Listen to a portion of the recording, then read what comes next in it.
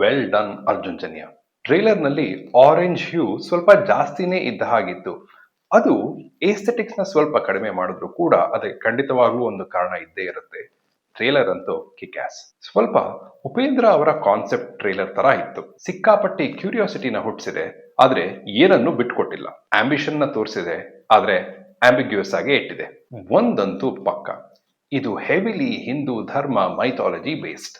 Dark black ಜಗತ್ತಿನ ಒಡೆಯ ಉಪೇಂದ್ರ ಅವರು ಯಮಧರ್ಮರಾಜ. ವೈಟ್ ಅಂಡ್ ವೈಟ್ ನಲ್ಲಿ ರುದ್ರಾಕ್ಷಿ ಹಾಕೊಂಡು ಶಿವಣ್ಣ ಮಹಾಶಿವ. ಆ ಕಡೆ ಮಹಿಷವಾಹನ, ಈ ಕಡೆ ನಂದಿ ವೃಷಭ ವಾಹನ. ರಾಜ್ ಅವರ ಒಂದು ಶಾಟ್ ನಲ್ಲಿ ಹಿಂದ್ಗಡೆ ಗರುಡಗಮನ ವೃಷಭ ವಾಹನದ ಪೋಸ್ಟರ್ ಇದೆ. ಟ್ರೇಲರ್ ನಲ್ಲಿ ನನಗೆ ಸಿಕ್ಕ ಹಿಂಟ್ಸ್ ಅನ್ನ ಈಗ ಬೇಗ ಹೇಳ್ತಾ ಹೋಗ್ತೀನಿ, ಅದರಿಂದ ನೀವು ಏನ್ ಬೇಕಾದ್ರೂ ಡಿಕೋಡ್ ಮಾಡ್ಕೊಳ್ಳಿ.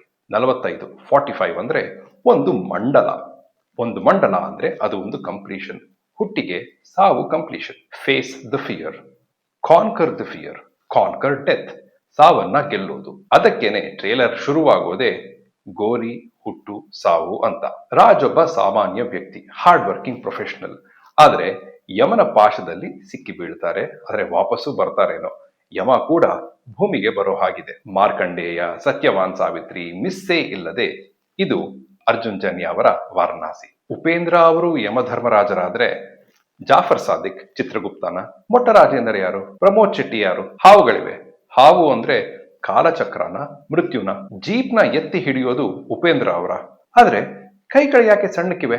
ಆ ಎಪಿಕ್ ವಾರ್ ನಲ್ಲಿ ಒಬ್ಬ ಲೇಡಿ ವಾರಿಯರ್ ಕೂಡ ಇದ್ದ ಹಾಗಿದ್ದಾರೆ. ನರಕಾನೋ ಅಥವಾ ಬೇರೆ ಗ್ರಹವನ್ನ ತೋರಿಸ್ತಿದಾರೋ ಗೊತ್ತಿಲ್ಲ, ಆದ್ರೆ ಏಲಿಯನ್ಸ್ ಇದ್ದ ಹಾಗಿದ್ದಾರೆ. ಒಂದು ಕಡೆ ಬೆಂಕಿ ಆದ್ರೆ ಇನ್ನೊಂದು ಕಡೆ ಹಿಮದ ಪ್ರದೇಶವೂ ಇದ್ದ ಹಾಗಿದೆ. ಅದು ಹಿಮಾಲಯ ಆಗಿರಬಹುದು. ಹಿಮಾಲಯ ಆಗಿದ್ರೆ ಶಿವ, ಕೈಲಾಸ. ಒಂದು ಕಡೆ ಫೈರ್, ಒಂದು ಕಡೆ ಐಸ್. ಡಿ ಏಜ್ ಶಿವಣ್ಣನ ಲೇಡಿ ಗೆಟಪ್ ಮನಿ ಶಾಟ್. ಚೆಲುವೆಯ ನೋಟ ಚೆನ್ನ.